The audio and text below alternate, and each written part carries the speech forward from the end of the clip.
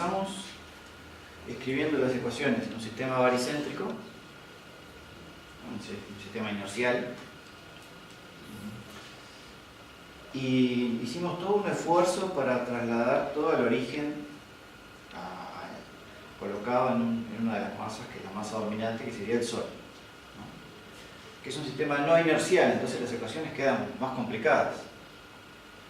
Aparecían las famosas funciones perturbadoras, una parte directa y una parte indirecta. O sea, la ecuación es más complicada. Pero ¿por qué vale la pena tirarse al baricéntrico, al heliocéntrico? Porque, por un lado, como el Sol ahora está en el origen, ya se elimina un cuerpo. En vez de ser un problema de n cuerpos, es n-1. Hay un juego de ecuaciones menos. Son 3 ecuaciones, porque x y z. O 6 ecuaciones si consideramos que son de primer orden. X y z, x punto y punto y z punto. Entonces,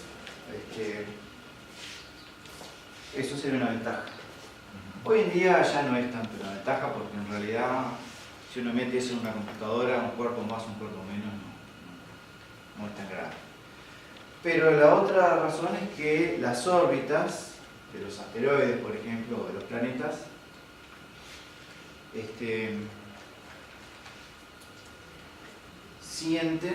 son más fieles, digamos, al Sol que al baricentro, ¿no?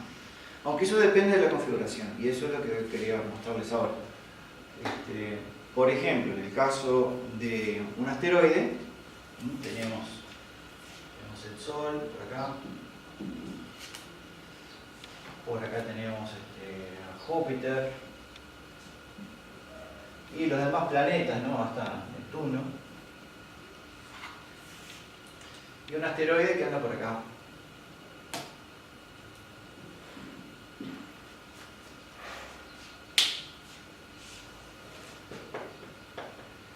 En ese caso, nosotros tenemos posición y velocidad del asteroide.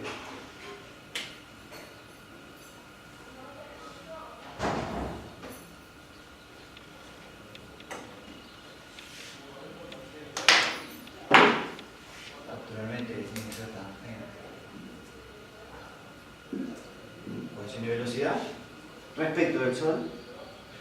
Y esto me define elementos heliocéntricos.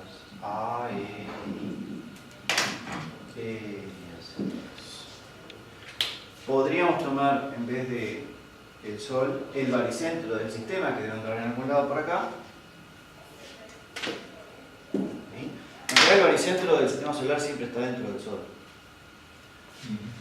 Y entonces, con respecto al baricentro, tenemos otra posición distinta y otra velocidad distinta.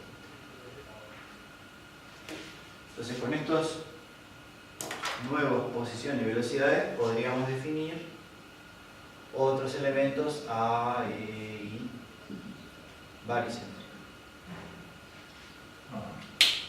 Así que podemos. E incluso hay unas famosas coordenadas llamadas democráticas que usan las posiciones heliocéntricas y las velocidades baricéntricas. La cuestión es que uno tiene que tener, Buenos días. buenas tardes, uno tiene que tener un vector posición y un vector velocidad. Y con eso se definen los elementos orbitales. Perfecto. ¿Te arreglas ahí? Sí. Con lo borro un poquito. No te preocupes.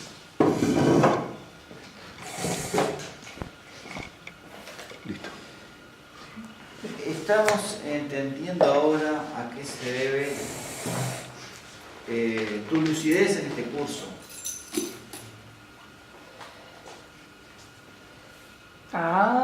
Si la mandabas de callado. Sí. Sabías más que todos nosotros. Calladito, se escribió un libro. Callado. Bueno, yo de esto no sé nada. Sí. ¿Y tu No, departamento? yo nunca supe nada. Y no pelotea. Sí. Universidad de San Juan. Eso es lo que estabas haciendo. Mirá vos. Te voy a poner esto así para que no le pegues a la pata. Así evitamos que...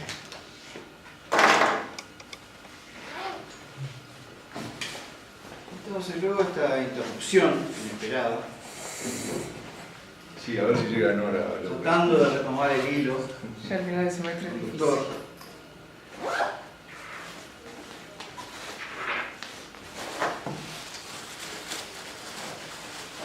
Estamos tratando de ver la diferencia entre un sistema baricéntrico y heliocéntrico. Bueno, en el caso de esto, tengo unas gráficas por acá.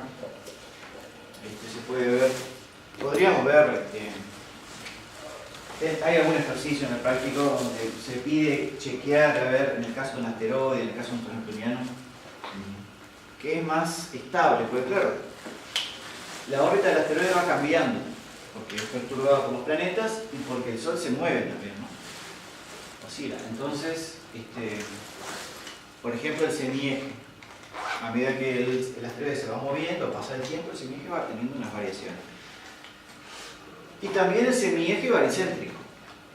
Entonces, capaz que lo más razonable es quedarse con aquel elemento que varía menos. Claro. ¿No? Pero no. Puede ser o no. Ya no vean, no hay ningún. Entonces tenemos, por ejemplo, el tiempo acá, el semieje, y de pronto capaz que el heliocéntrico hace una cosa así, mientras que el baricéntrico de pronto hace una cosa así.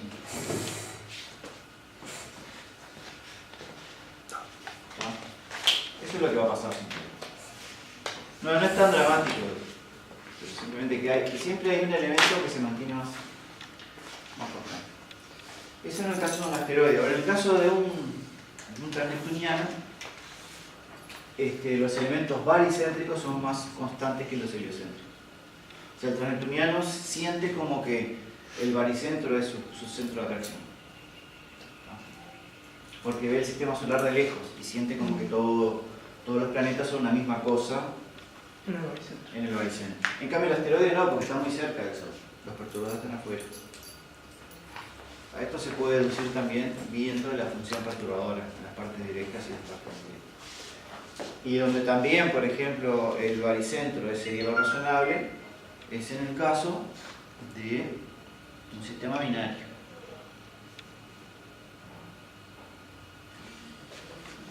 En el caso de un sistema binario, tenemos una estrella por acá, otra por acá, ¿no? Están dando vueltas una al lado de la otra, y de pronto tenemos un planeta. Yo diría que acá sería muy recomendable, si queremos estudiar la evolución del planeta, que lo hagamos respecto del baricentro. Muy bien.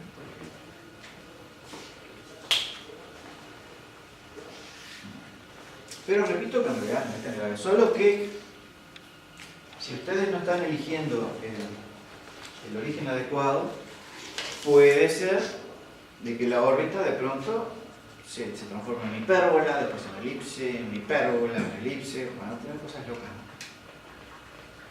Lo que pasa también cuando intentan calcular la órbita heliocéntrica de un satélite. Por ejemplo, la Luna.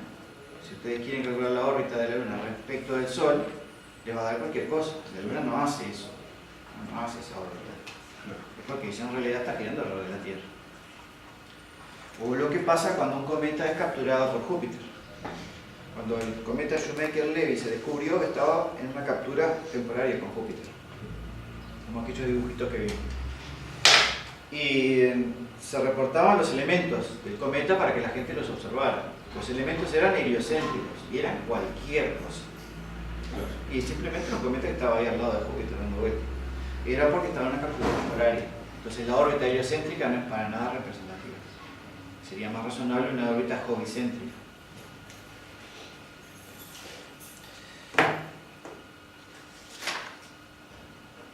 Bueno, entonces van a ver algunos ejercicios en la práctica donde van a tener que pensar un poco sobre esto y analizar en cada caso cuándo conviene una cosa y cuándo conviene la otra. Y el práctico es este que está acá. Y me estoy refiriendo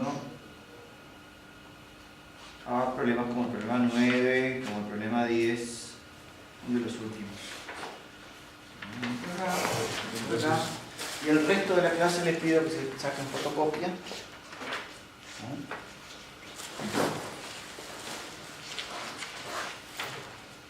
del fondo, no sé si no alcanzó.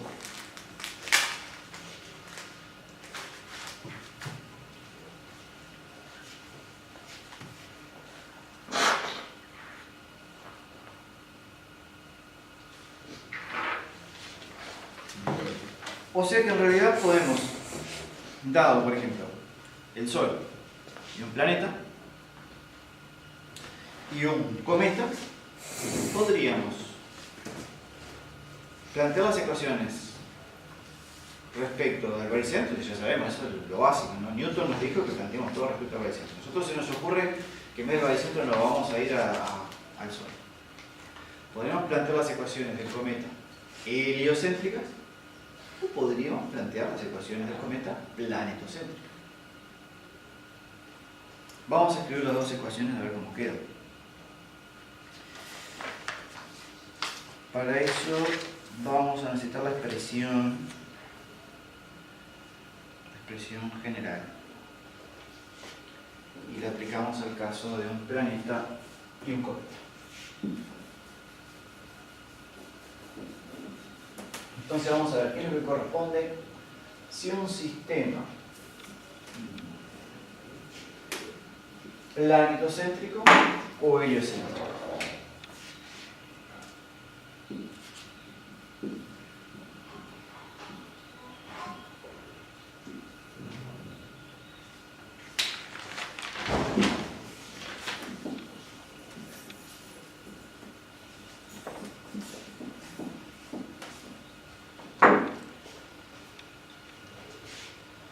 Entonces, ¿qué tenemos? Tenemos el Sol,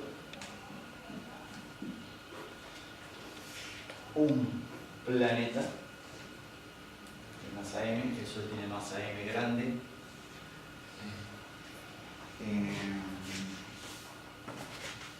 y tenemos un cometa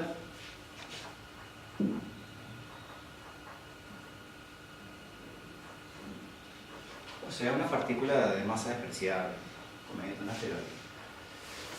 La distancia heliocéntrica del cometa es r, la distancia heliocéntrica del planeta es r1. R1 y R van a ser muy parecidos porque la idea es que el cometa va a estar muy cerca del planeta. Y vamos a llamar ρ a la posición planetocéntrica del cometa.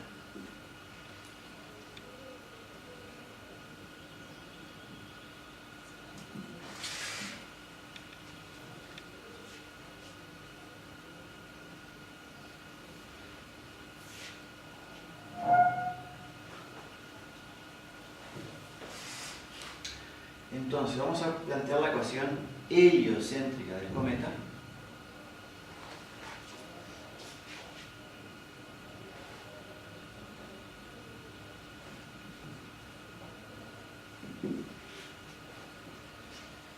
Que era R dos puntos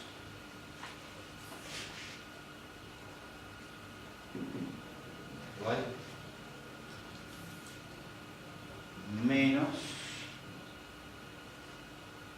K cuadrado, el término correspondiente al Sol. K cuadrado, ahora la masa del cometa más la masa del Sol. La masa del cometa es despreciable, así que queda la masa del Sol. R, o sea, contrario, la atracción es contraria a R, dividido R cubo. Esa es la parte del movimiento central. Y después la perturbación es más K cuadrado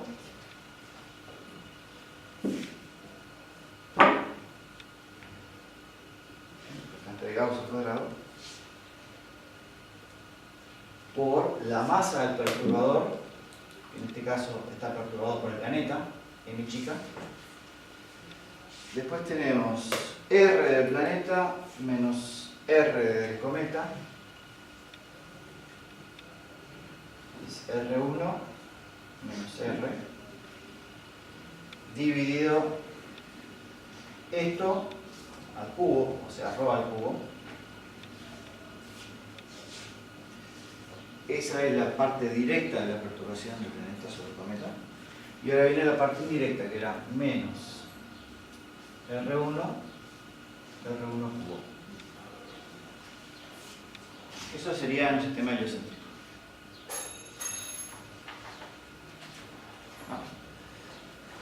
En un sistema planetocéntrico,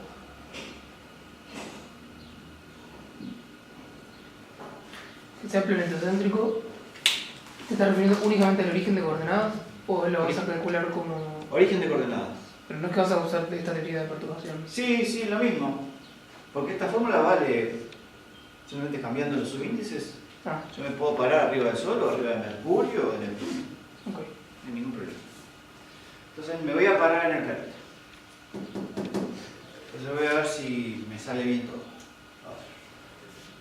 R 2 puntos no es R 2 puntos, ahora es Rho 2 puntos. Porque tengo el origen en el planeta. Quien describe la posición del cometa es Rho. Así que sería Rho 2 puntos. Igual. Menos cuadrado. Estoy acá. La parte del movimiento central es respecto del planeta. O sea que acá va m chica por Rho sobre Rho cubo. Esa es la parte del movimiento central. El movimiento central del cometa respecto del planeta. Y la perturbación sería más K cuadrado. ¿Quién perturba? El Sol. Masa grande.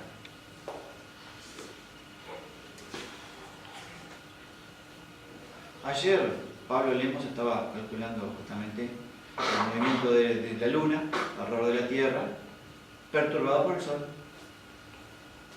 Perfectamente, se planteaba estas ecuaciones. El Sol estaba como perturbador.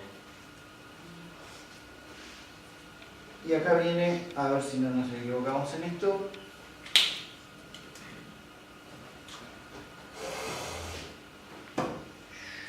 Es la posición respecto del origen del perturbador. Son menos error. Menos error.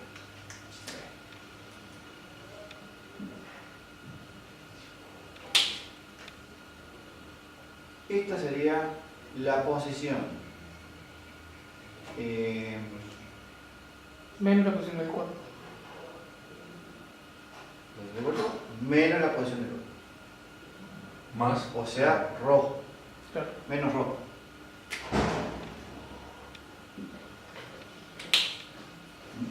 Posición del cuerpo. Perfecto. Y acá lo que tenemos es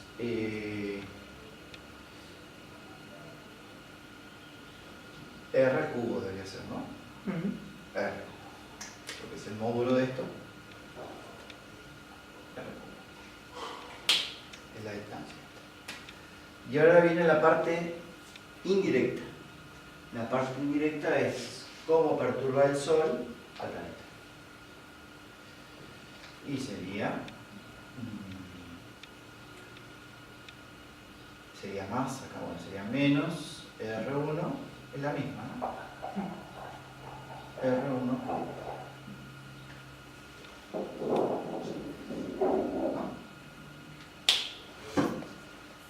Probablemente sea eso.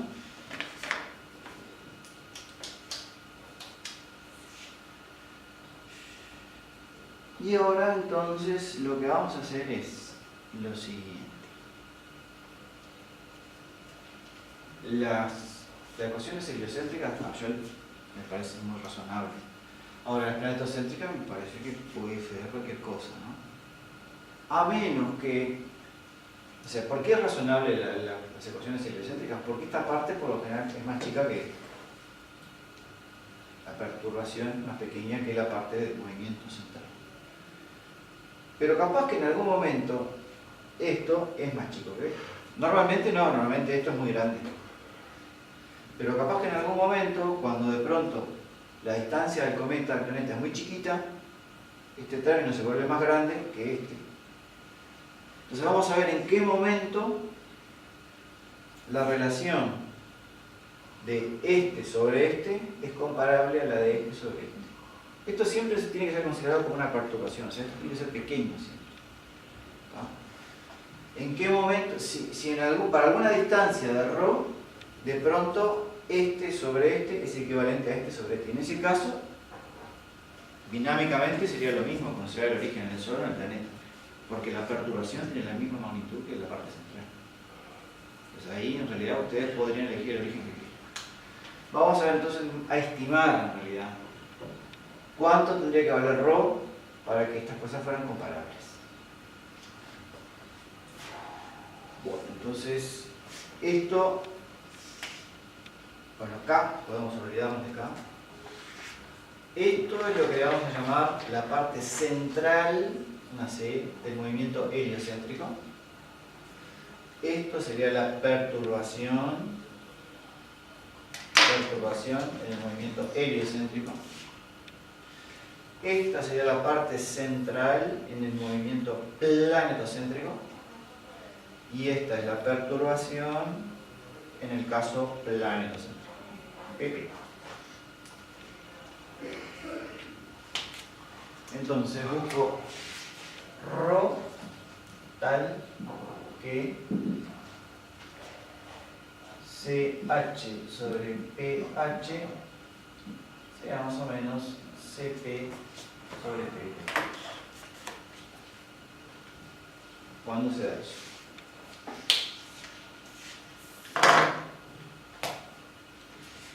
Seguramente esto va a ocurrir cuando el cometa esté cerca del planeta. Si no, olvídense. Seguramente el ρ va a ser pequeño.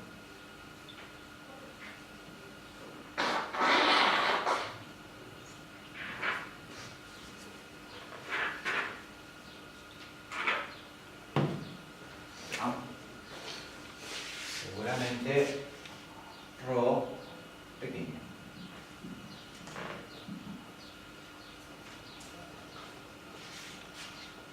Entonces,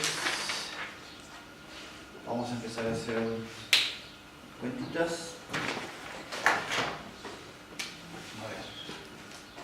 R1 menos R. R1 menos R es menos ρ. ¿No?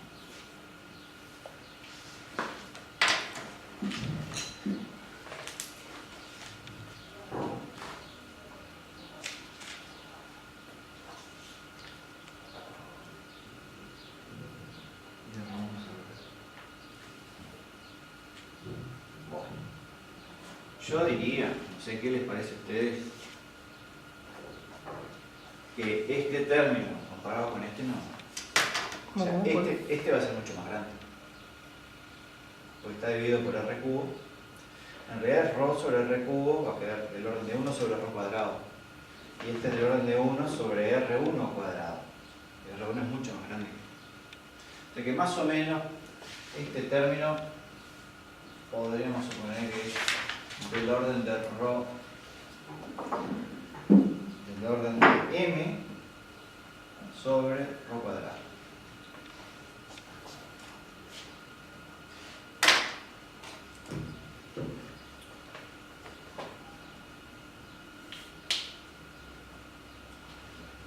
Esto otro, R y R1 es más o menos lo mismo. Yo creo que si ponemos un R1 acá, nadie se va a enojar.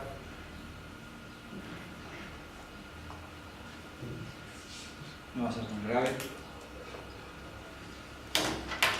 Y entonces lo que está ahí adentro quedaría, bueno, M grande. Esto, este menos con este menos queda un más. Entonces R1 se va con R1 y queda menos ρ. Queda menos ρ sobre R1 cubo.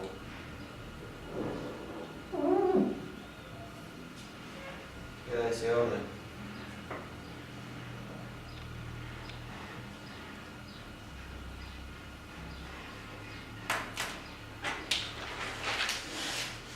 Entonces, haciendo estas aproximaciones, CH sobre PH me va a quedar M.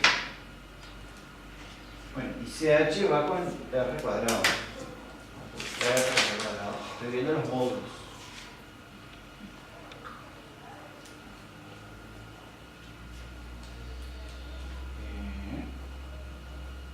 pH, dijimos que era esto.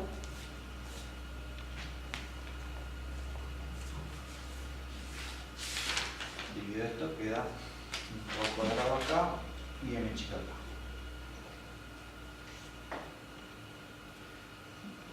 Igual, ¿de qué? Queda M sobre R cuadrado dividido esto. M rho R1.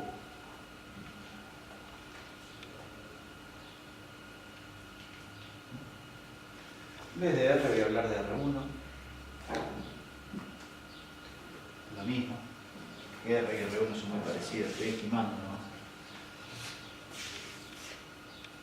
Entonces lo que tengo acá es que rho a la 5.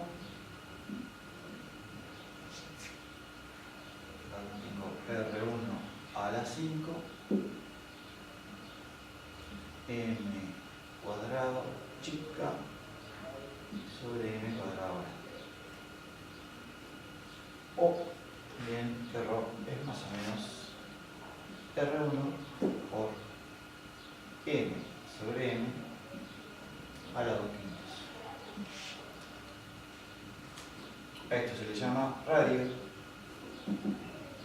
de la esfera de influencia.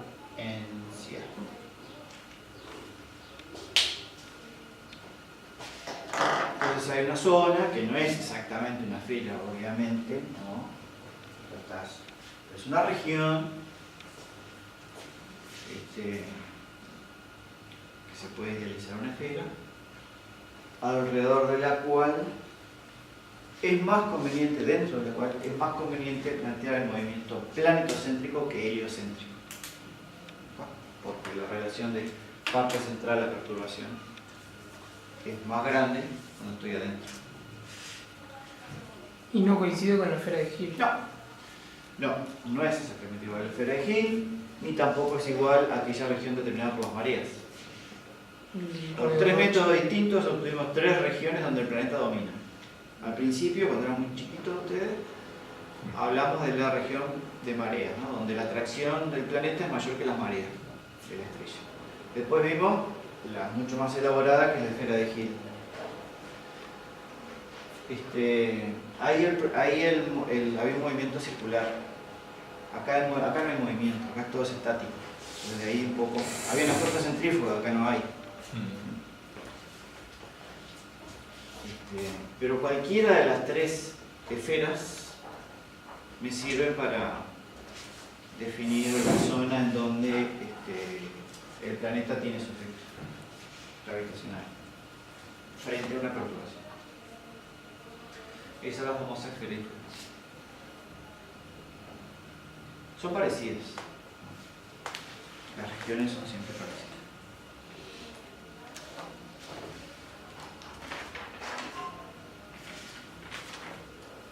Sin embargo, en los códigos generalmente se toma la esfera de Hill.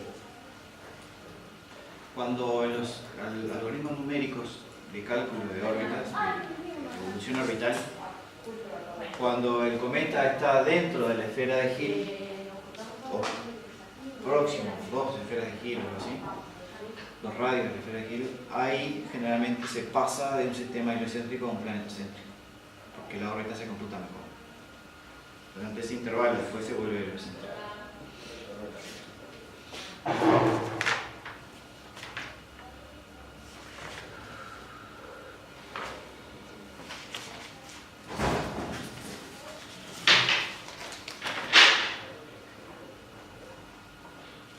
Bueno, pero Resulta que en el problema de n cuerpos no se pueden hacer más milagros que esto.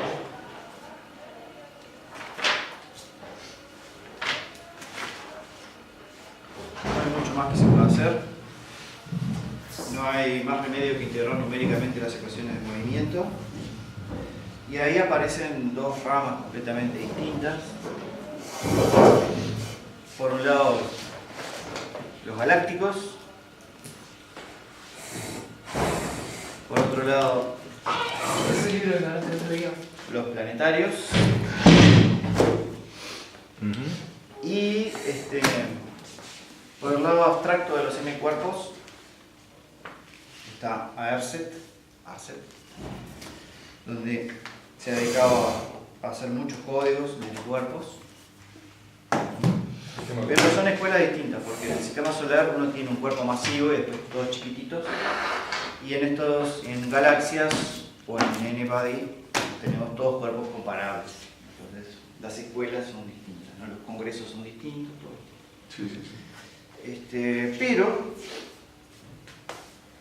en el caso de los planetarios, donde tenemos un cuerpo masivo como el Sol y después otros más chiquitos como los planetas, ahí se puede aplicar las ideas de Encke, que fue es el dueño del cometa ese que anda por ahí, que es tan complicado porque en realidad tiene una órbita muy chiquita, entonces no lo llegó ahí. En general, pasen para el fondo, Todos los compañeros. los compañeros, en general, así a grosso modo podemos dividir los métodos de integración numérica en dos.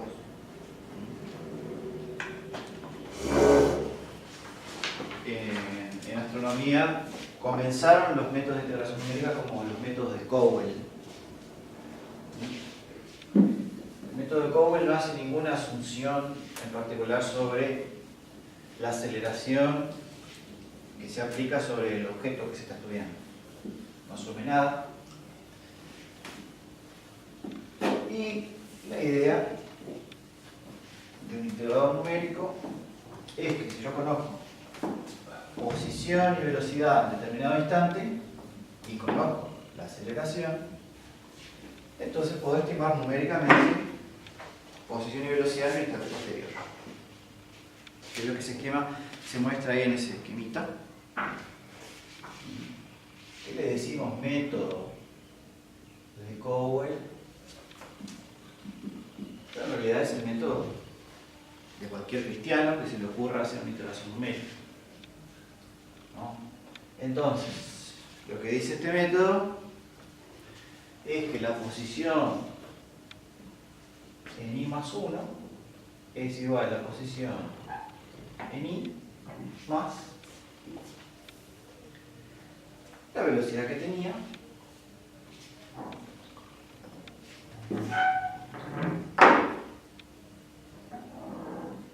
por el tiempo transcurrido en ese pasito de integración.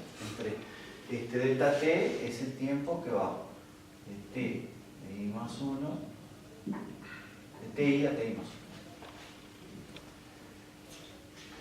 1. Es muy bestia esto, porque en realidad podríamos agregarle el término de la aceleración en la posición, ¿no? Y a su vez la velocidad se calcula, la velocidad en i más 1 se calcula como la velocidad que tenía más la aceleración, ¿cómo se llama? Alfa. Bueno,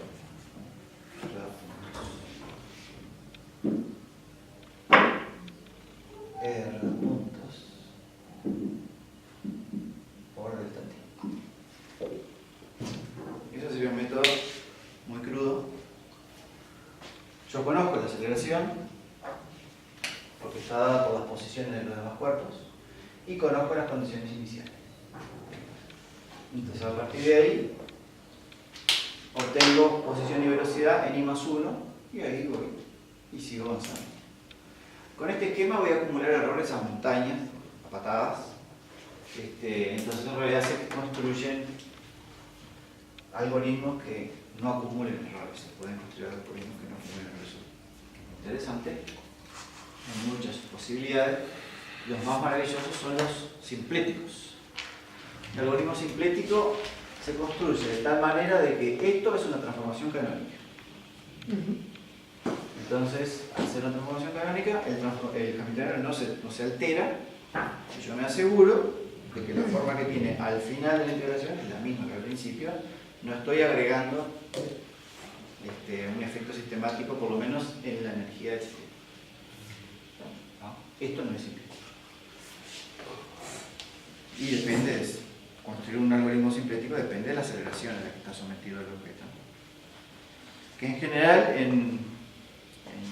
cuando se trata de fuerzas gravitacionales, es muy fácil porque no dependen de la velocidad. La aceleración, las fuerzas intervinientes no dependen de la velocidad, solo de posiciones. Bueno, pero en que, claro, el tema es que para lograr esto, como la aceleración que siente un asteroide, por ejemplo, es muy grande porque la aceleración del Sol es muy notoria, el paso de integración hay que achicarlo mucho, tiene que ser muy pequeño, ¿no? Entonces es muy costoso. Al principio era costoso hacerlo a mano y después computacionalmente. Entonces ahí se le ocurrió a Encke lo siguiente.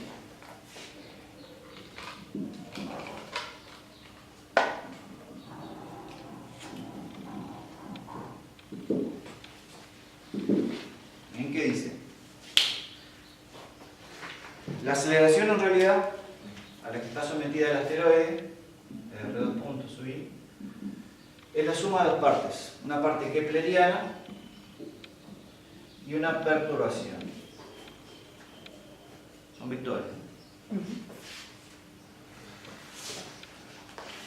La kepleriana es la que responde al movimiento orbital del asteroide respecto al Sol.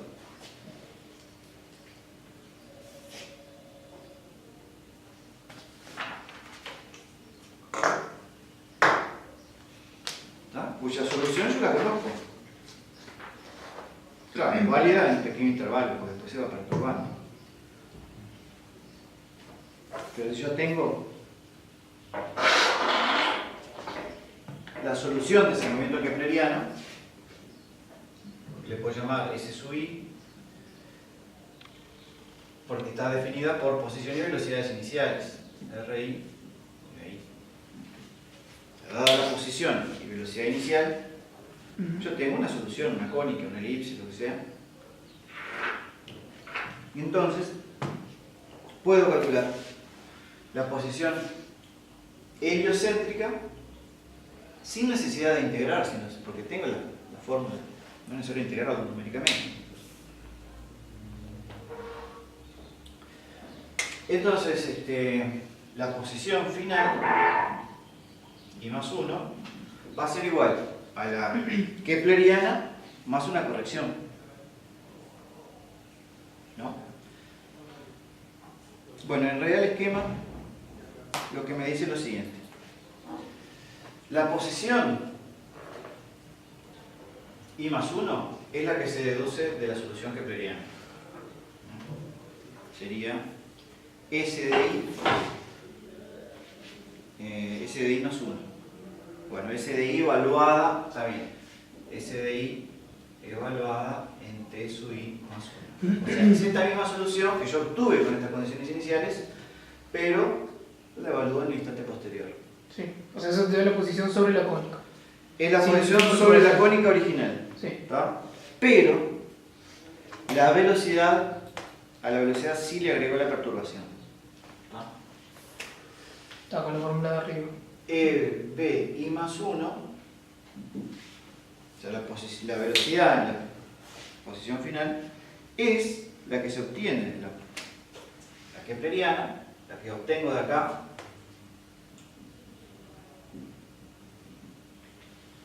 Así como puedo deducir la posición por la solución kepleriana, también puedo deducir la velocidad.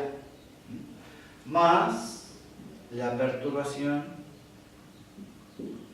por el delta T. Entonces en cada paso, yo estoy acá, en una órbita heliocéntrica. La posición nueva es la que me da esta solución. Pero la velocidad no es la que me da esta solución. Es la que me da la solución más el efecto de la aceleración. Entonces el paso siguiente. Y después sigue. Entonces con esto obtengo una nueva solución kepleriana. ¿No? Calculo la posición que tendría en el delta t posterior con esta solución, la velocidad que tendría y le agrego a la velocidad la perturbación. Y eso da mejor que... Eso es más eficiente que lo de arriba. Es más eficiente porque lo que tengo que integrar numéricamente es esto, que es la perturbación del planeta. Sí. Esto no lo tengo que integrar.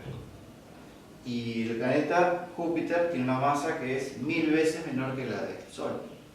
O sea que el algoritmo podría ir 1000 veces más rápido. Y la solución que da es... Mejor que la otra. Mejor no puede ser. Sí. La otra es exacta. No, exacta. Exacta no es porque esto está ya arrastra errores, así como. Depende cómo escribas el algoritmo, ¿no? Sí. Bueno, digamos. Además acá no cometes errores porque estás. Es la solución analítica.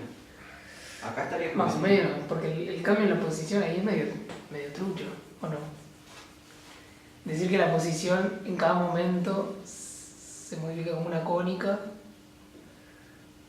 ¿no? Y después se corrige. Claro, pero de un paso al siguiente la posición varía como una cónica. Cónica que va cambiando. No sé. Imagino que da bien porque si no, no sería. Sí,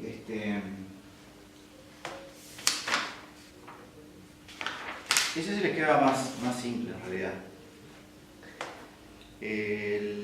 ¿Esto es lo que usa el EPOR? No, esta es la idea básica, ¿no? La idea básica es separar la perturbación y lo que se integra es la perturbación. Sí. Este no es el esquema, tampoco es este el que se usa en el decode. El que se usa tanto en uno como en otro, el más elemental es el famoso leapfrog, salto de rana.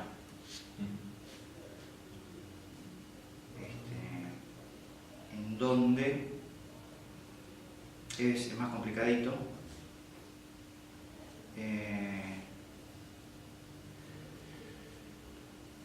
Se calculan posiciones intermedias.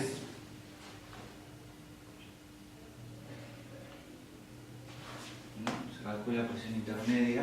En vez de I más 1 es I más 1 medio. Estos son delta t sobre 2.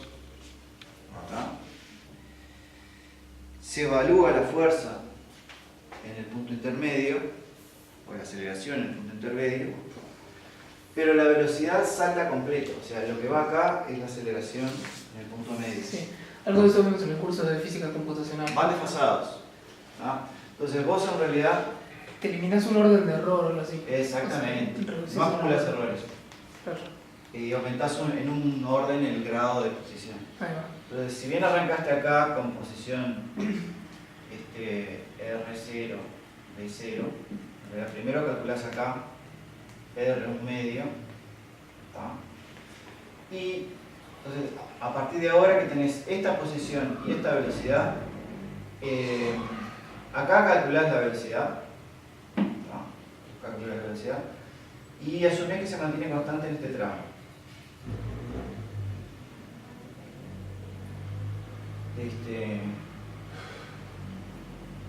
Pero las posiciones las vas corriendo,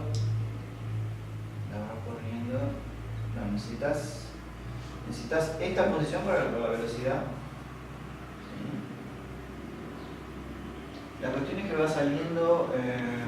Claro, calculas la fuerza. Las velocidades las vas calculando desfasadas de las posiciones. Las posiciones las vas calculando en un medio, 1, 3 medios. Acá vas calculando las posiciones,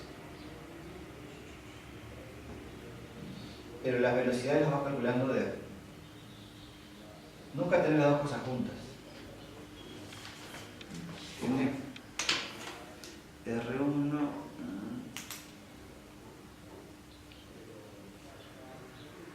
Sí, es un esquema así. Por eso se llama salto de rana.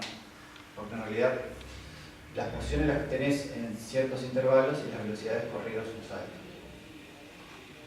Nunca tenés. Entonces al final de la integración tenés que integrar medio paso más. Y al principio también, medio paso. Para el desfasaje inicial y para llegar al final. Cada vez que vos quieras la posición y velocidad en un determinado instante, tenés que sumarle medio pasito más.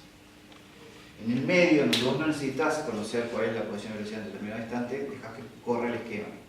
Y el esquema va desfasado. ¿No?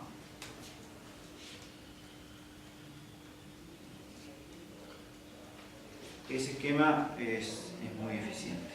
Y ese es el que usan mucho de los códigos. Pero claro, siempre es más eficiente si lo haces de esta manera.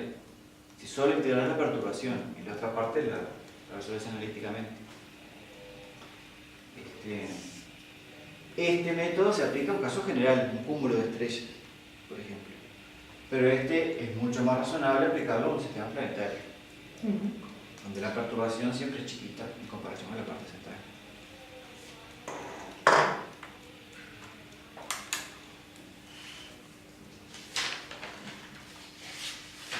Y integradores famosos, históricos. Bueno, está el mundo de los galácticos, que es otra historia, ¿no? Pero en general en N cuerpos tenés todos los integradores de Herset.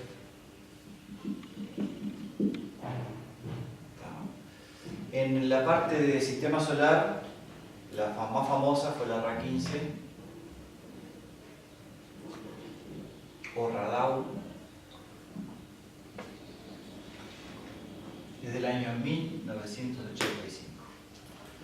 Eso fue ahí fue el destape de los códigos para la época que empezaban a aparecer las computadoras más accesibles. Entonces ahí se empezaron a hacer integraciones numéricas y aparecieron los primeros resultados numéricos sobre el sistema solar.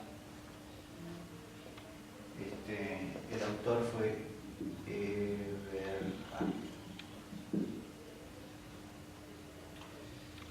Después yo creo que lo que siguió fue Swift en sistema solar. Y las últimas versiones de Swift son Simba, por ejemplo, baricéntrico. El Swift es de Levison y Duncan, 1994. El Swift utiliza una idea propuesta por Coleman y Whittle, que era un integrador, un esquema simplético. Por primera vez se introduce el esquema simplético acá.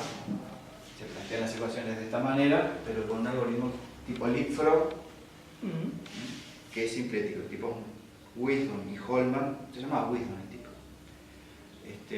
Sabiduría. El tipo, en un famoso artículo, propusieron en el 80 y pico,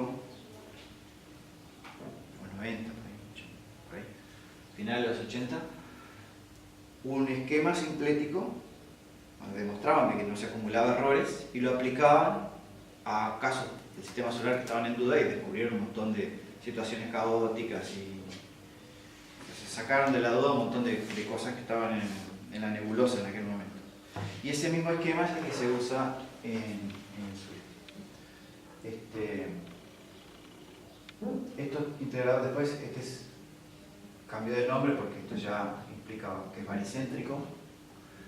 Y en realidad no es baricéntrico, sino que ya usa las coordenadas democráticas. Coordenadas democráticas es donde el origen de las posiciones es heliocéntrico, pero el de las velocidades es baricéntrico. O sea, tenemos vectores, posición y velocidades, pero tiene origen distinto. No hay ningún problema. De esa manera definen los elementos orbitales, que los necesitas para la solución cotidiana. ¿Y de dónde viene el nombre? ¿Democrática? A alguien se le ocurrió, porque es ni una cosa ni la otra.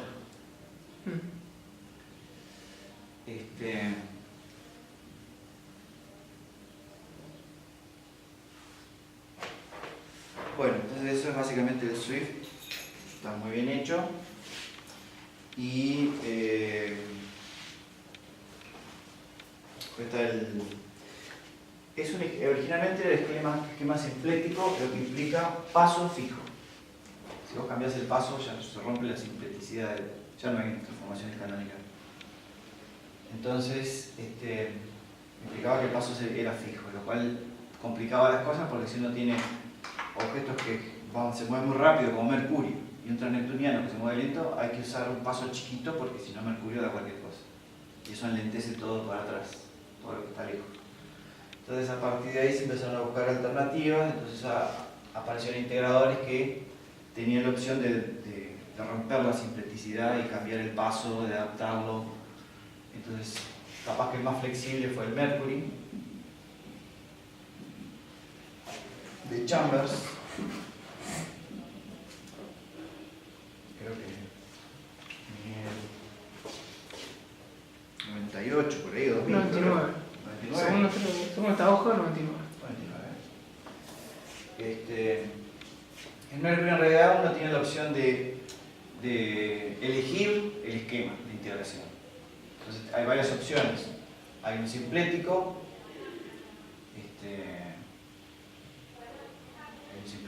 hay uno que es híbrido, hay otro que es el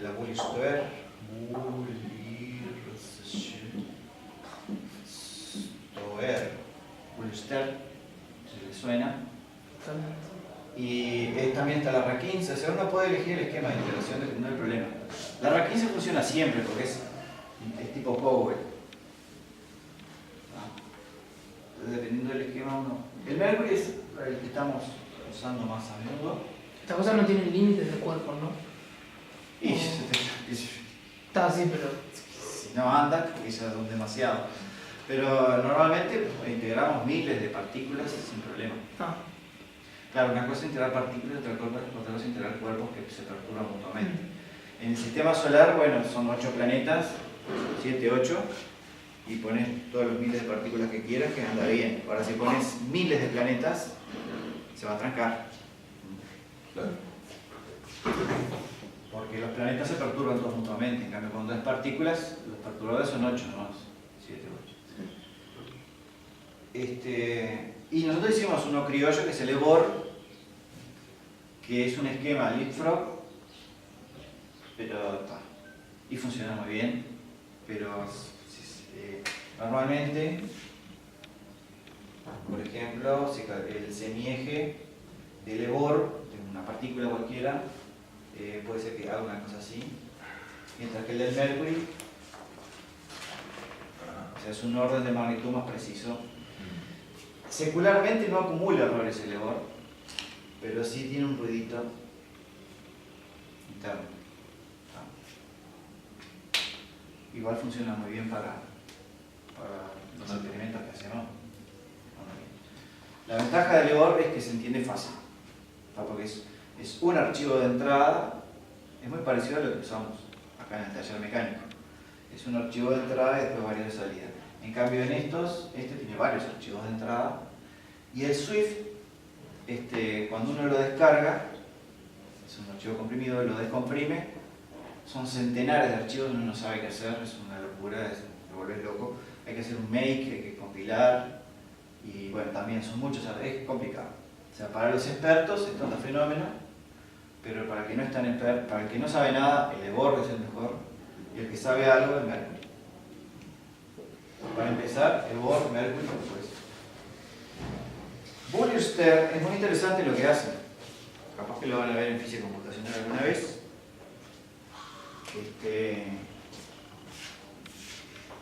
Básicamente, porque el tema es qué paso usar, o sea, qué delta T usar cuando tengo un problema determinado, ¿no? Entonces, el esquema de Bullister es el siguiente. Delta T. ¿No? Elige un delta T cualquiera. Y el resultado de la operación, de que sea, ¿no? Le da, por ejemplo, acá. para este delta t obtuvo este resultado. Entonces dice, no, ahora voy a usar un delta t más chico, va a ser más preciso. Y le da otro resultado acá. Ahora voy a usar otro más chiquito todavía y le da otro resultado por acá. Y dice, bueno, entonces si uso un delta t igual a 0, obtengo este resultado. Entonces Fourier-Stern adopta este resultado. El resultado de la integración es este. Y lo hace calculando para distintos delta t y después extrapolando. Ese es el esquema de Fourier-Stern. Entonces calcula, hace una hipótesis sobre lo que debería ser el resultado teórico cuando el paso tiende a 0. Ese es el esquema de Fourier-Stern. Es muy preciso. Realmente funciona muy bien.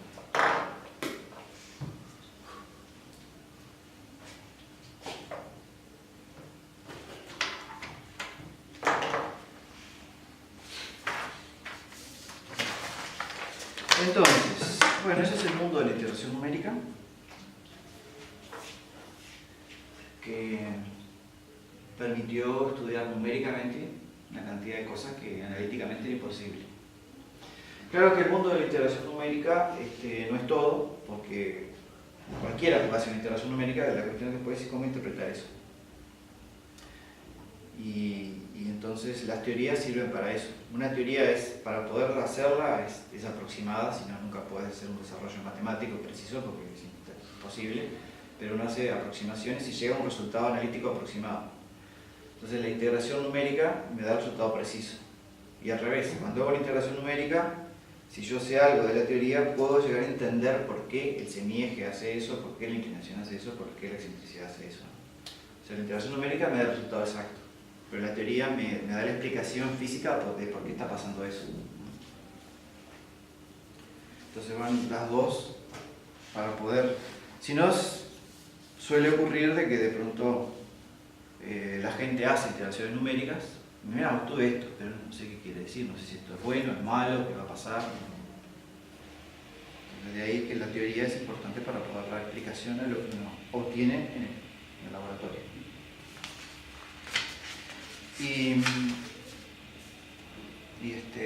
Bueno, estos métodos numéricos también permiten determinar la escala de tiempo en la que el sistema se vuelve caótico. En general, todo esto es caótico siempre. Hay una escala de tiempo en la que ese caos no se ve y después donde sí ya es evidente. Y estos métodos han permitido estimar eso para el sistema solar en particular.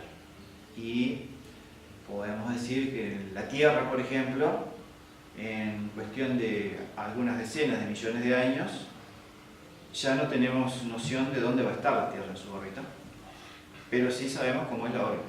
O sea, la órbita podemos predecirla con centenares de millones de años para el futuro y para el pasado, y podemos tener una idea muy buena con miles de millones de años para el futuro y para el pasado. Pero ¿dónde está la Tierra en esa órbita? No, ahí ya perdemos ya ahí el problema es muy caótico en esa dirección, ¿no? que tiene que ver con la anomalía media, la posición de la Tierra en la órbita. Pero podemos saber qué va a pasar a largo plazo con la órbita misma, y la órbita, en el caso de la Tierra, se mantiene acotada, o sea, hay oscilaciones, pero no se enloquece. A Mercurio, en cambio, le pasan cosas, ¿no? Mercurio a veces se va, desaparece. Tiene un encuentro con Venus, se excita, tiene un encuentro con Venus, se va. Plutón también, en realidad todo empezó con el movimiento caótico de Plutón. Plutón, el movimiento de Plutón es caótico, pero también el caos es más que nada en la posición del planeta dentro de su órbita y no tanto en la evolución orbital. En el caso de los asteroides se encontraron muchos casos, bueno, fue Wisdom justamente el que aplicó estos métodos para estudiar unos asteroides muy raros y se encontró que eran caóticos en cortas escalas de tiempo y no solo caóticos, sino que se chocaban contra el Sol. O sea, la excentricidad de estos asteroides crece rápidamente y terminan chocando con el Sol. Los asteroides que están en relación a las 3 básicamente fueron esos los primeros, donde se detectó un caos así muy evidente. Aparte de, por supuesto, de la evolución caótica que es un asteroide que se encuentra con los planetas. Eso obviamente siempre es caótico. Un asteroide que se encuentra con un planeta, evidentemente, uno puede predecir bastante bien los primeros encuentros, pero después ya es imposible, totalmente caótico. Pero aparte de eso, de ese caos evidente, hay un caos que, a pesar de que no hay encuentros, uno no puede saber dónde va a estar el objeto porque las ecuaciones de movimiento no tienen solución analítica y las numéricas tienen la limitación de que yo puedo predecir si la posición en cualquier instante, pero necesito que el algoritmo sea súper eficiente, que la CPU sea súper eficiente y necesito conocer las condiciones iniciales con precisión infinita. Si yo conozco las condiciones iniciales con precisión infinita, si tengo un algoritmo súper eficiente, si tengo una computadora que no se equivoca, entonces sí puedo saber en todo instante dónde va a estar la partícula. Como eso no ocurre, entonces hay una escala de tiempo en la cual yo puedo predecir las cosas y después no. Claro. Eso es lo que llamamos caos. Y de esa manera medimos el caos. ¿Cuánto es esa escala de tiempo? Ese caos puede llevar a la desestabilización del sistema o no. Son dos cosas distintas. El sistema solar es caótico pero estable.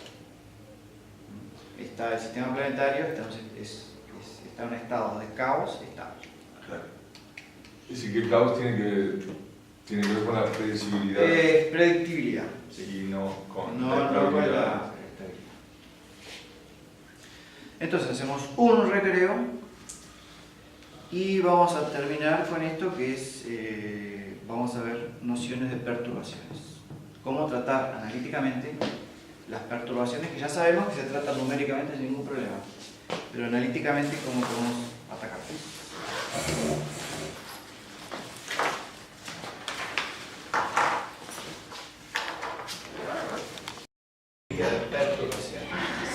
Nociones de teoría de perturbaciones.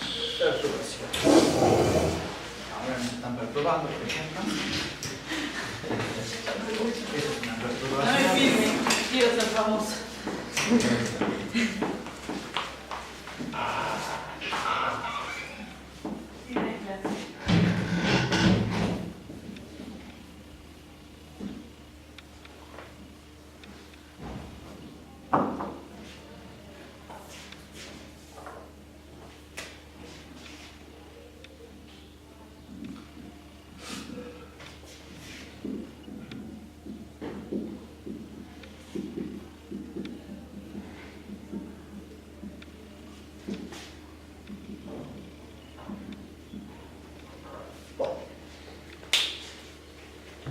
Acá es donde está lo lindo, en la teoría de perturbaciones.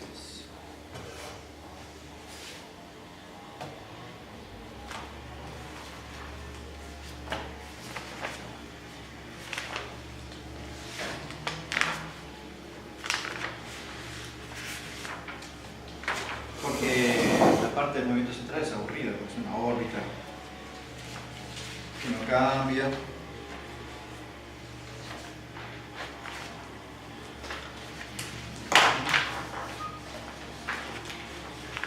En cambio acá donde está lo interesante.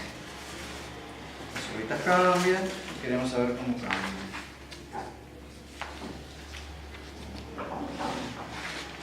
Claro, nosotros lo que teníamos era posición, velocidad y teníamos una función perturbadora que era la R, o la R. Hacíamos el gradiente de la función perturbadora. La R dependía de las R's, ¿no?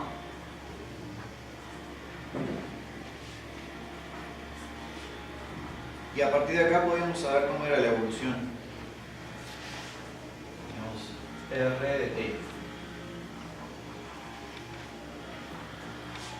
En coordenadas rectangulares.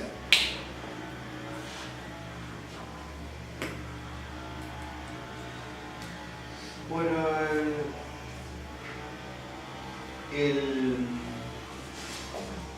Lagrange buscó trabajar en otro tipo de coordenadas. Si bien en coordenadas rectangulares es muy fácil plantear las ecuaciones, el problema es que las coordenadas rectangulares varían muy rápidamente, X y Z, por ejemplo en el caso de la Tierra. Y eso implica de que para poder avanzar en la solución es necesario resolver una variable que varía muy rápidamente, pero por muchísimos millones de años, porque los efectos dinámicos se ven en el largo plazo. Entonces, en realidad el primer paso era pasar a otro tipo de variables que no variaran tan rápidamente. Bueno, esos son los elementos angulares, los elementos orbitales. Entonces, en vez de trabajar en coordenadas rectangulares, Lagrange trabajó en elementos orbitales y lo que obtuvo fue la variación de los elementos orbitales. A punto, B punto, I punto.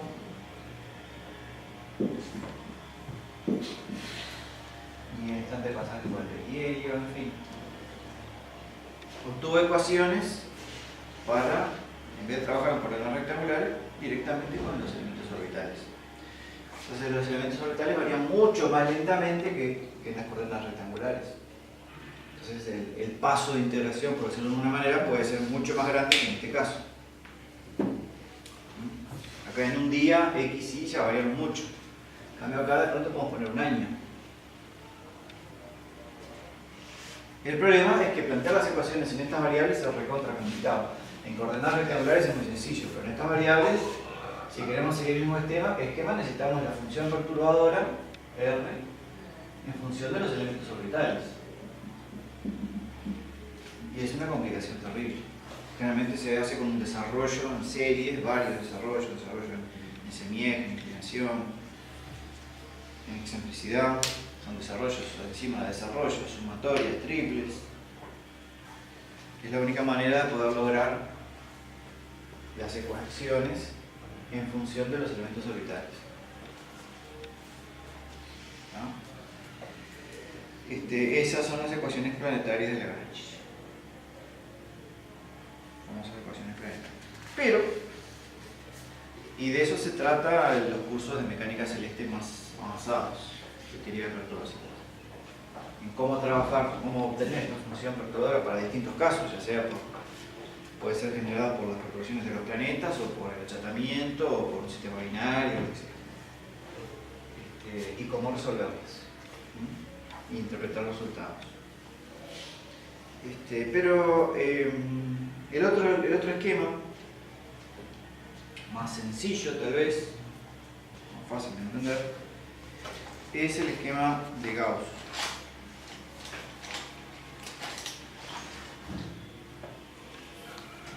Este es el de Lagrange.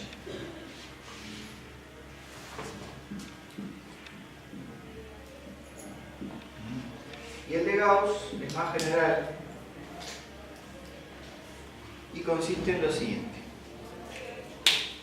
Lo que dice Gauss es que, dado por ejemplo, un asteroide en órbita heliocéntrica,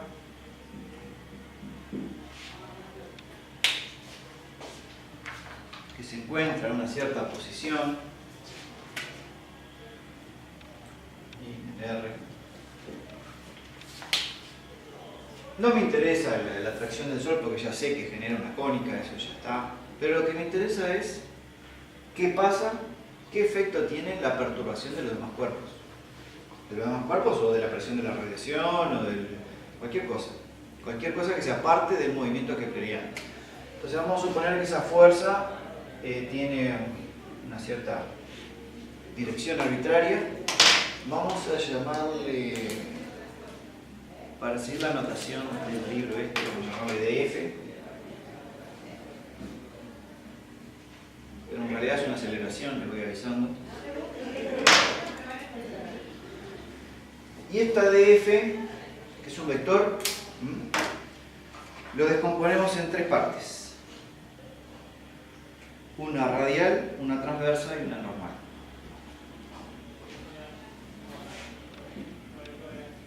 R en la dirección de R, más T en la dirección transversa, que este libro le nota como tita, porque es perpendicular a R en el plano, más N en la dirección normal. Normal a la órbita. A la órbita. Que está cambiando continuamente.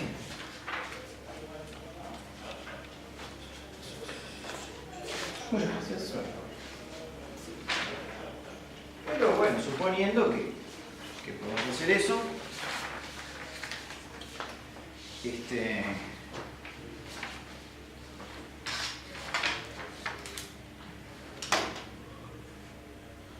Si no existiera esa perturbación, la energía heliocéntrica se mantendría constante, el momento angular sería constante, pero por culpa de esta perturbación, esta pequeña aceleración, seguramente me va a cambiar la energía y el momento angular.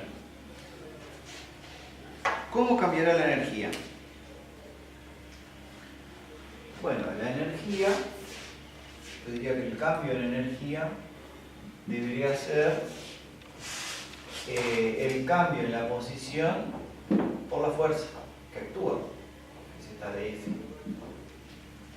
Es el trabajo generado por esa fuerza perturbadora, ¿no? No la del Sol, porque sabemos que es Sol, es cero. Es el trabajo generado por la fuerza perturbadora. ¿Están de acuerdo con esto? R por F. Y el cambio de energía por unidad de tiempo es simplemente dividir acá. O sea que estamos hablando de R punto por dF. Cambio de energía por unidad de tiempo. R punto, ¿se acuerdan qué expresión tenía la primera clase en mecánica celeste? Mecánica. En coordenadas efectivas, o sea, Coordenadas polares. polares. R punto en R más R tita punto en lo que ahora sería tita. Y tenemos la expresión para F. ¿Correcto? Entonces tenemos que dE dt, la variación de energía por unidad de tiempo, es R punto más T R tita punto. Eso. Interesante que la componente normal no cambia la energía. Limitado. Ustedes pueden perturbar todo lo que quieran en la dirección normal, que la energía de la órbita no va a cambiar. O sea, el semieje no va a cambiar.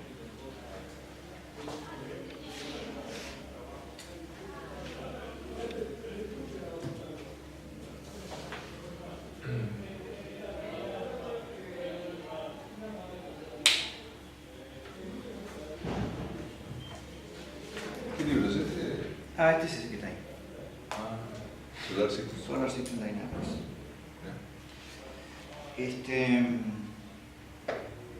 Tita punto es lo que nosotros llamamos anomalía verdadera, F punto.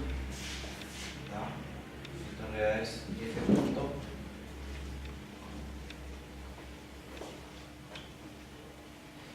Y podemos hacer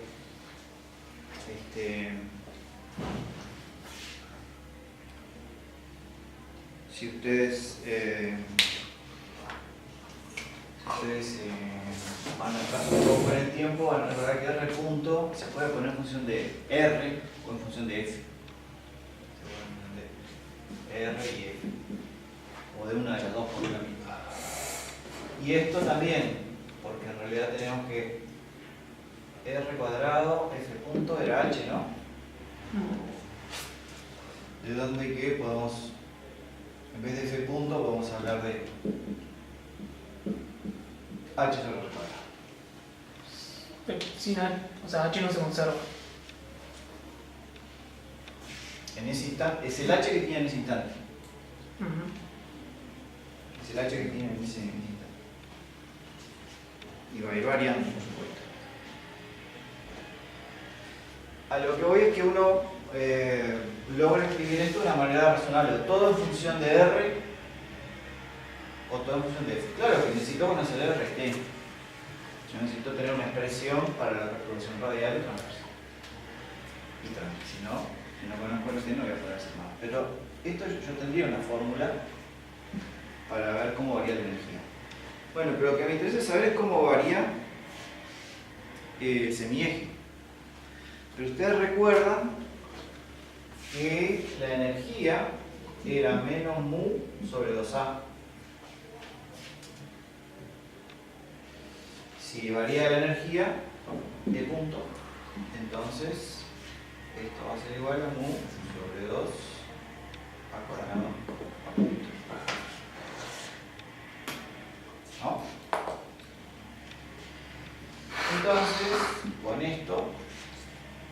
esto obtengo A punto en función de cosas conocidas, que es la fórmula que tienen ahí, la fórmula 2.145.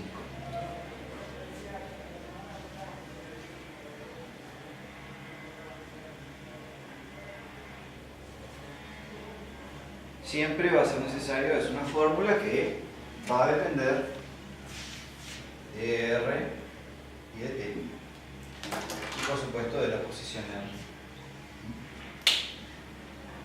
Entonces, dado el asteroide en una cierta posición R, y conociendo cómo son R y T, yo sé cómo va a estar cambiando A punto.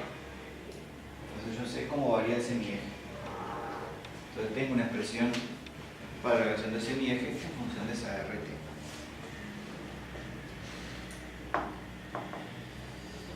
Pero la energía no es lo único que se modifica, también se modifica el momento angular.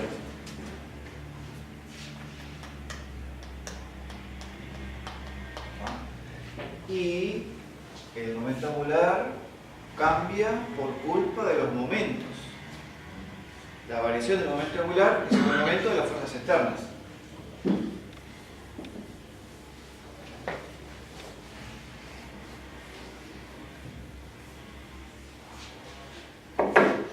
Entonces, dH de T es R vector el momento de las fuerzas externas, que es dF. La otra no aporta nada. La heliocéntrica no aporta nada. No genera cambios. Bueno, y análogamente, esto tiene una expresión, habría que hacer la cuenta. Es R, es R, 0,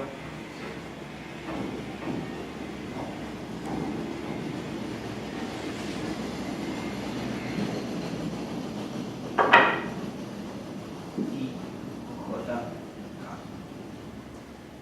R, 0 transversa, 0 normal. Y la fuerza dijimos que era R, T, N. Y esto va a ser I,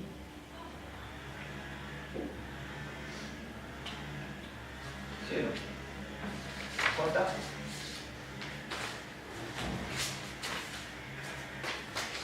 menos Rn, y K, RT, no puede ser esto.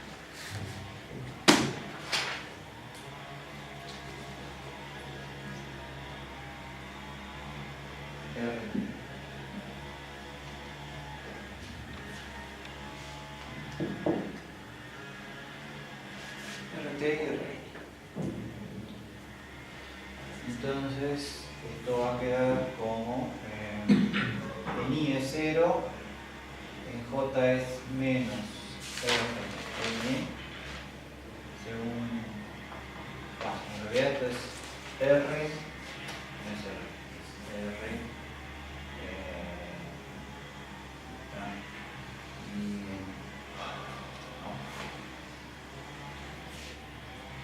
Según R, no, según pita,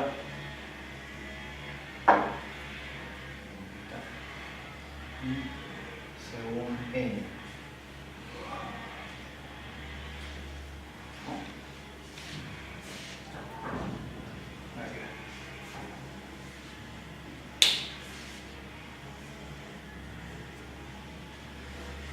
Esto genera un cambio en el módulo de H y un cambio en la dirección.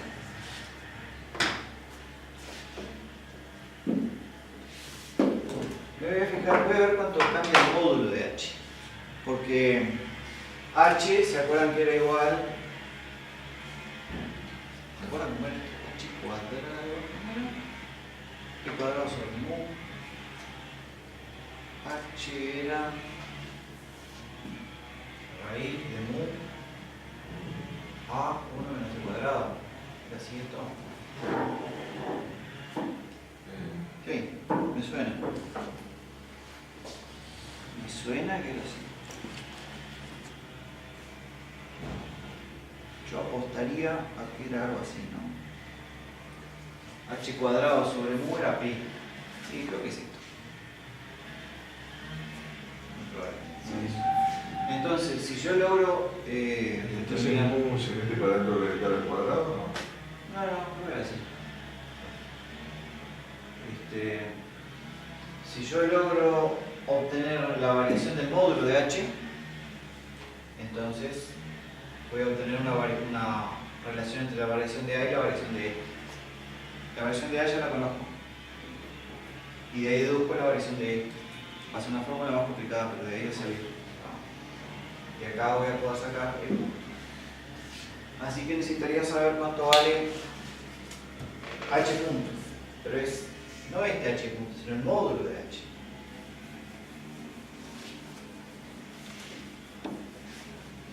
La función módulo. Entonces, en realidad h es igual a h por el versor h. Y entonces, la derivada de h es de h, derivada del módulo, más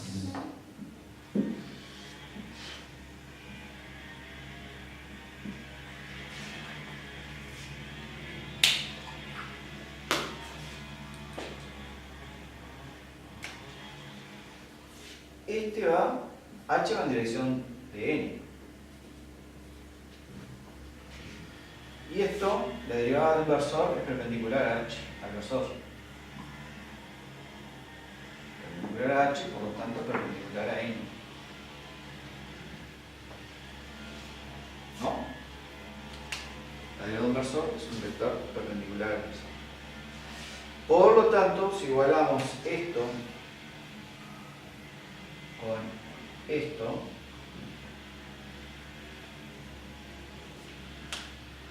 parece que identificaríamos esto con esto. Y este perpendicular. Este con este. Por lo tanto, podemos deducir que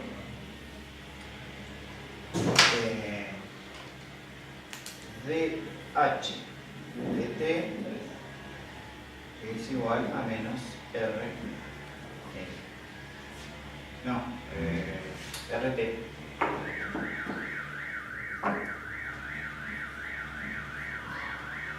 Este que va en dirección de n, este con este.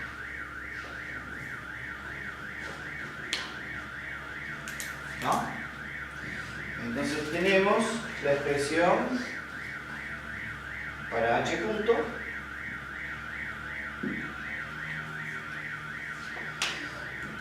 y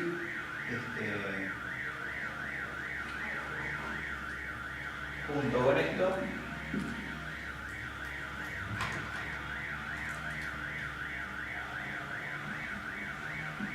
obtengo E punto. E punto que también va a depender de T, yo qué sé, pero también de los otros.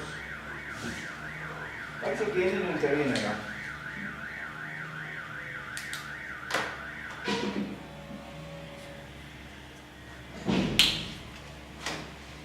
Está en la página siguiente, en la fórmula 250. Ahí tienen que la excentricidad va a depender de R y de T, tampoco depende de N. Porque la componente normal no afecta ni al semieje ni a la excentricidad.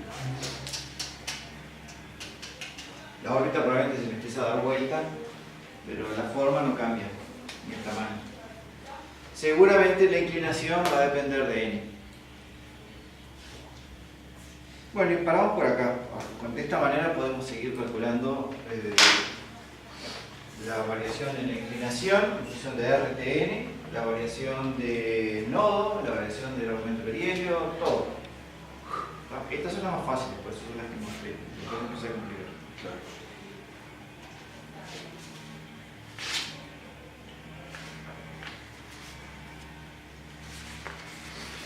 Y entonces, bueno, claro, en necesario conocer R, T y N. Tenemos que tener expresiones para eso, ¿no? Con los cometas, por ejemplo, las expresiones matemáticas para R, T y N, un cometa. En el caso de los cometas, R, T y N son generadas por las fuerzas que se llaman fuerzas no gravitacionales. O sea, R, T y N serán de origen no gravitacional. Digamos, en realidad, para un cometa, R, T y N tiene una parte generada por los planetas, que es gravitacional, y otra generada por las fuerzas no gravitacionales. Entonces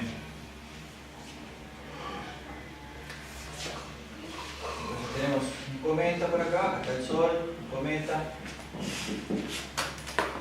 y por efecto de los jets que se generan en la superficie del cometa, aparece una perturbación que se podría generar una componente. Muy probablemente la mayor parte de la componente es radial, porque el jet ocurre del lado iluminado del cometa, que apunta al Sol, por tanto el empuje es radial, pero siempre tiene una pequeña componente porque rota el cometa, porque no es exactamente esférico. Hay una componente transversa y también puede haber una normal. Ahora, si a mí me preocupa la evolución de la órbita, del tamaño, del semieje y la excentricidad, la componente normal no me afecta para nada, así que puedo ignorarla. Pero tanto la transversa como la radial me pueden afectar el semieje y la excentricidad, que es lo que me interesa determinar la evolución orbital de un cometa.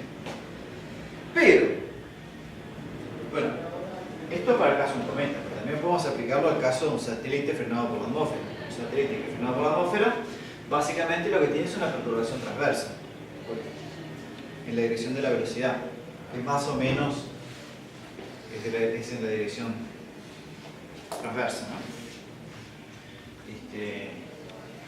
Y así, según el tipo de perturbación, es la forma que va a tener R, T y N.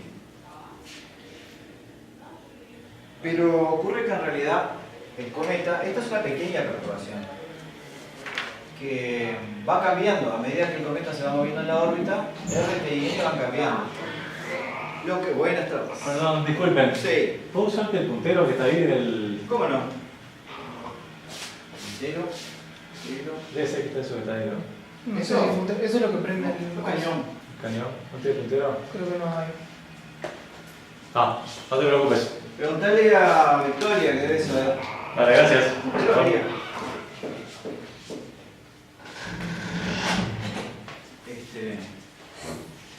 Entonces, estas R y T, que son pequeñas, ¿no? Porque si fueran grandes, esto no sería una perturbación, esto es un desastre y este esquema no funciona. Tiene que ser pequeña. Estas R y T van a cambiar a medida que el cometa va moviéndose en su órbita, cambia, ¿no? Y capaz que lo que me interesa, si bien ya este es un esquema muy maravilloso, capaz que lo que me interesa es ver el efecto acumulativo al cabo de muchas revoluciones, o al cabo de una revolución. ¿Tá? Entonces vamos a suponer lo siguiente, vamos a suponer que al cabo de una revolución la órbita no se perturbó. ¿Tá? En una revolución la perturbación fue despreciable. Voy a suponer que se mantuvo durante un periodo orbital en la misma órbita, y voy a hacer el promedio de esta perturbación en un periodo orbital. Y eso es lo que lleva a las famosas ecuaciones medias, ¿tá? Que son más tratables que las instantáneas, que serían estas. O sea, estas ecuaciones me dan las variaciones instantáneas o las variaciones osculantes. La órbita instantánea, que se llama órbita osculante. Pero en el largo plazo, capaz que lo que me interesa es ver el valor medio de esto. Porque ¿qué pasa? De pronto, en este tramo, capaz que el cometa aumenta el semieje por la perturbación, pero en este otro capaz que lo disminuye. Lo que me interesa es al cabo de una revolución, cuando se completa la simetría esta, esas configuraciones, se completa todo este juego de configuraciones, se repite el ciclo, ahí, ¿qué pasó con el semieje? ¿Creció, disminuyó o se mantuvo constante? O de pronto subió y luego bajó la misma cantidad que había subido. Entonces eso lleva a las ecuaciones medias. Las ecuaciones medias son simplemente las ecuaciones que vimos, pero promediadas en un período orbital. ¿Va? Entonces podemos llamar, por ejemplo, A punto medio es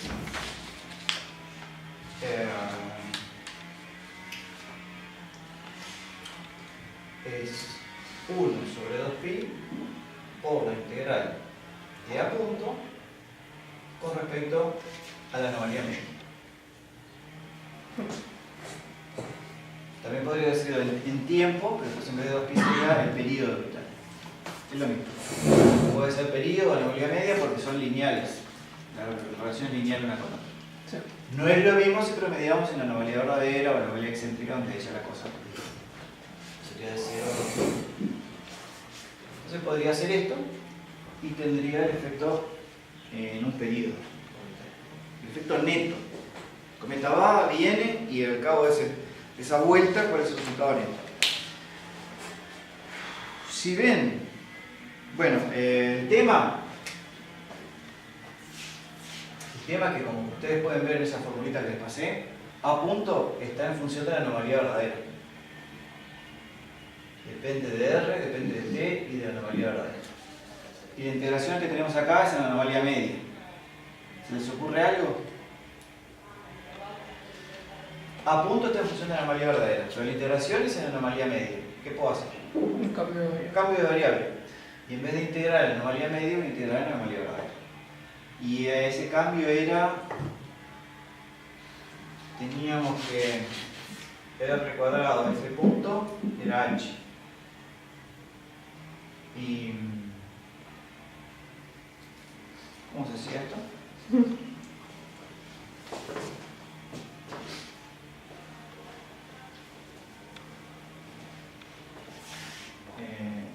R cuadrado de F es igual a H por T. Hasta ahí estoy en una anomalía media. Pero resulta que la anomalía media M era N por tiempo. Entonces dm igual a N por dt. Y acá engancho acá. Entonces esto es igual a H por dm sobre N. N movimiento medio. Entonces acá encontré una relación entre dm y df. ¿Está? En vez de integrar en dm, integro en df. Porque acá tengo que dm es igual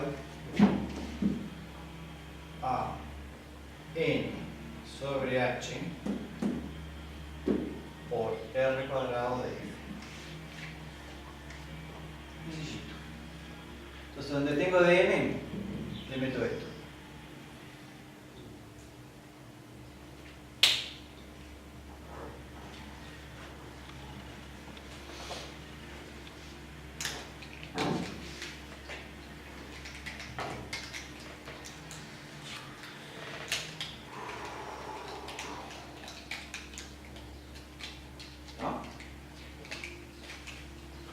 Entonces ahora sí, tengo todo en función de la anomalía verdadera. Todavía me queda definir R y T en función de F. Si no, no puedo integrar.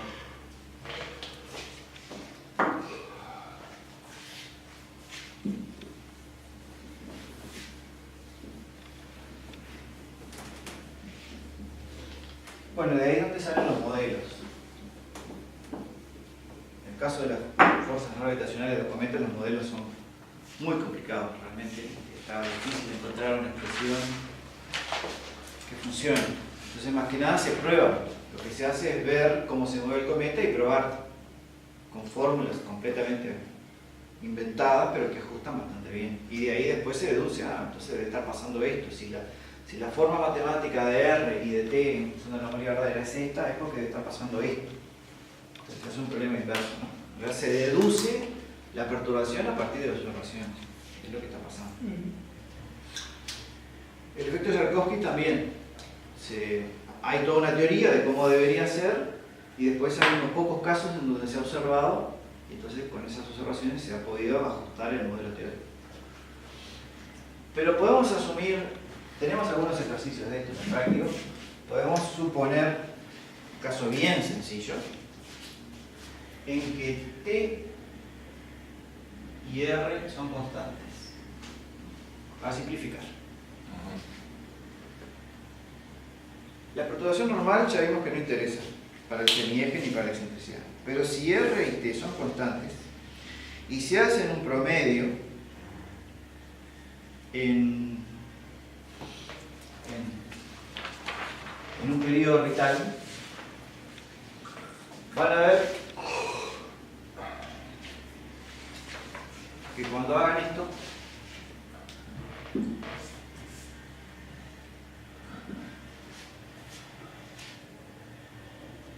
hay un término que va con seno de la anomalía verdadera, ese se anula. Hay otro que va con el coseno, también se anula. Y sobrevive una T que está ahí. Se va a quedar una cosa acá por T. Factor constante que probablemente sea positivo. Positivo por T. Claro, es un caso un poco simplificado donde R y T son constantes. ¿Qué quiere decir esto? De que el semieje, si la perturbación es constante, en realidad se puede ver de que incluso, aunque la perturbación dependa de 1 sobre R, 1 sobre R, siempre se suele cumplir esto. Lo que afecta al semieje no es la radial, es la transversa. Por ejemplo, si ustedes agregan el término relativista, de corrección relativista al campo gravitacional, que es 1 sobre R cubo, ese efecto no tiene ningún efecto en el semieje. O sea, el semieje no va a cambiar, tampoco la excentricidad, porque es un efecto radial. Lo que cambia el semieje a la larga es el efecto en la dirección del movimiento, o transversa, en realidad, que no es la misma. Las perturbaciones transversas son las peligrosas para los semiejes. Transversas. Y como la mayor parte de la perturbación en un cometa es radial, por lo que decíamos que el jet se genera en la dirección del Sol y por tanto el empuje es radial, esa es la mayor parte de la perturbación. Sin embargo, no es la que genera los cambios orbitales en el cometa. La parte que genera los cambios orbitales es la transversa, que es mucho más difícil de calcular porque no sabemos bien cómo es la geometría de la superficie del cometa ni tampoco cómo está rotando. Entonces, si bien es la más fuerte, la radial, no es la que genera los mayores cambios, es la transversa. ¿Está? O si ustedes hacen algo en el Sol, le quitan masa, le sacan masa, hacen alguna cosa con el Sol, eso va a generar una perturbación radial. Eso no va a afectar el semieje. Va a afectar el periodo orbital de pronto, pero no el semieje, porque cambian la masa.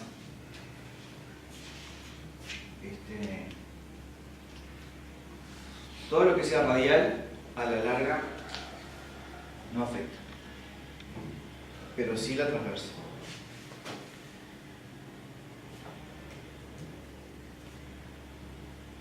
Bueno, esto es lo que, estas ecuaciones medias, que se puede calcular tanto para semieje, la excentricidad, como para todo, para cada uno de los elementos suborbitales, es lo que nos llevaría a la expresión secular. De esta manera tendríamos la evolución secular de los elementos orbitales A, E, I, átomos de perihelio, longitud de perihelio, nodos, etc. Cuando hablamos de una teoría secular, estamos hablando de una teoría que me da expresiones analíticas para esto. Para la evolución del semieje, por ejemplo, pero no para la evolución osculante, sino para la evolución en el largo plazo. Aparte de esa solución que obtengo, que es un promedio, en la realidad yo seguramente voy a tener una oscilación que se está agregando y que la estoy despreciando. Son oscilaciones que tienen un periodo del orden del periodo orbital. Eso no me importa, porque a la larga no genera cambios, no se acumulan. Entonces eso es lo que sería una teoría secular.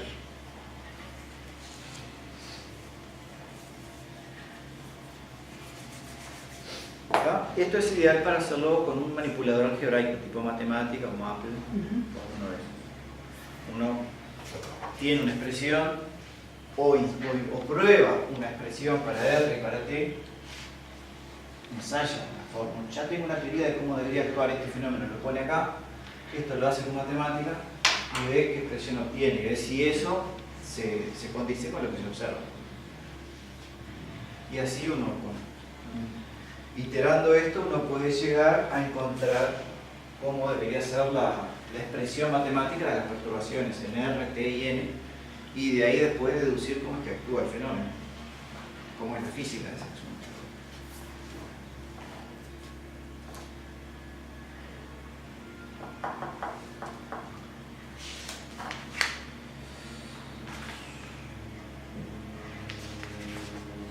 Y bueno, yo creo que por acá alcanzaría.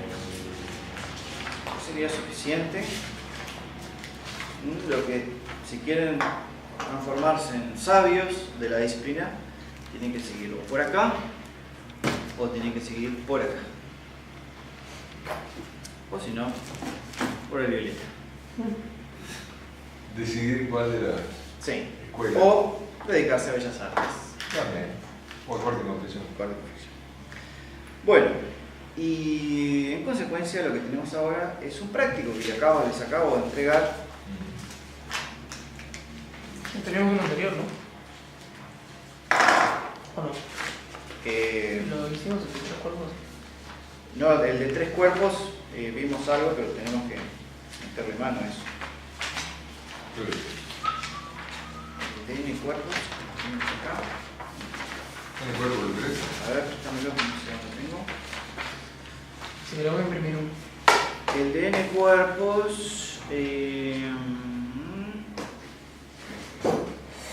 son todas cosas que medio se dieron en el teórico. ¿Ah? Mucha sumatoria ahí.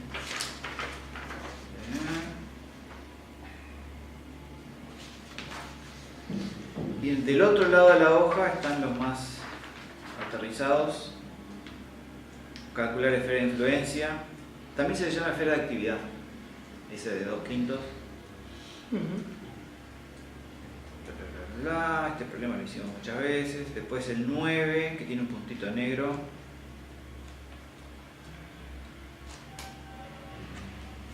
Dice,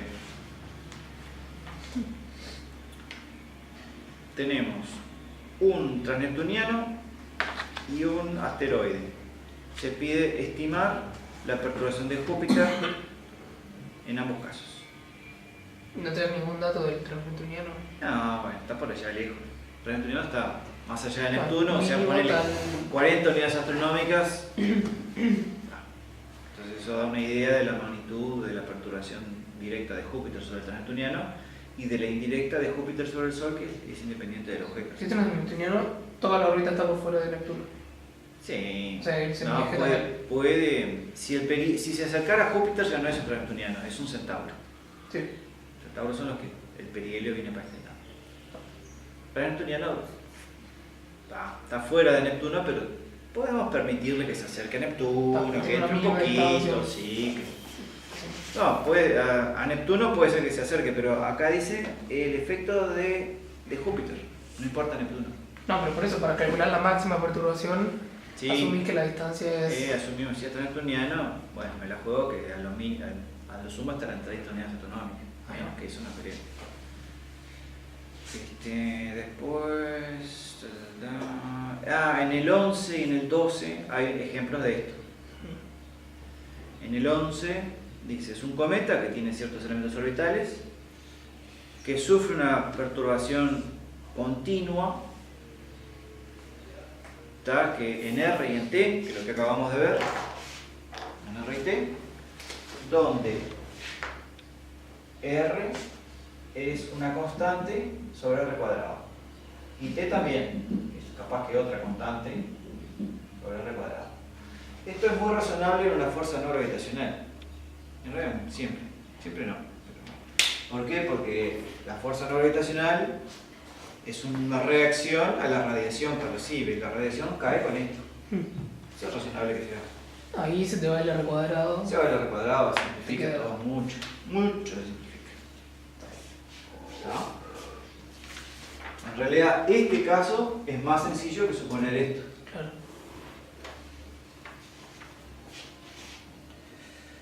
Y bueno, se pide que demostrar que en ese caso A punto vale algo ahí. A. Y después el caso de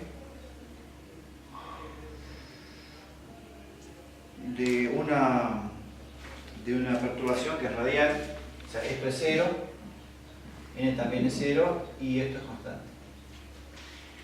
Y se pide probar de que en ese caso el semieje no cambia, la excentricidad no cambia y la inclinación tampoco cambia. La fórmula de la inclinación está abajo. Y la forma de inclinación se las perdono si quieren porque no la vi, está ahí, pero por lo menos excentricidad y semieje. ¿No? Que eso es muy importante. Si ustedes tienen un objeto que es perturbado en la dirección radial, si esa perturbación es constante, es como si no existiera. ¿No? Bueno, ¿tienen preguntas de los anteriores? Creo que de los platos voladores más o menos eso está. Sí, eso está. Después tenemos 3 cuerpos y n cuerpos. Entonces, si les parece, podemos terminar acá. Tempranamente. ¿El jueves hay teórico? Y el jueves no, el jueves vemos práctico. ¿No? Práctico de 3 cuerpos y n cuerpos. ¿Y el lunes usted estará por la vuelta? El lunes estoy, sí, a ver, mi agenda. Apagamos todo. Estoy como no 23 de noviembre. Le hago unas preguntillas.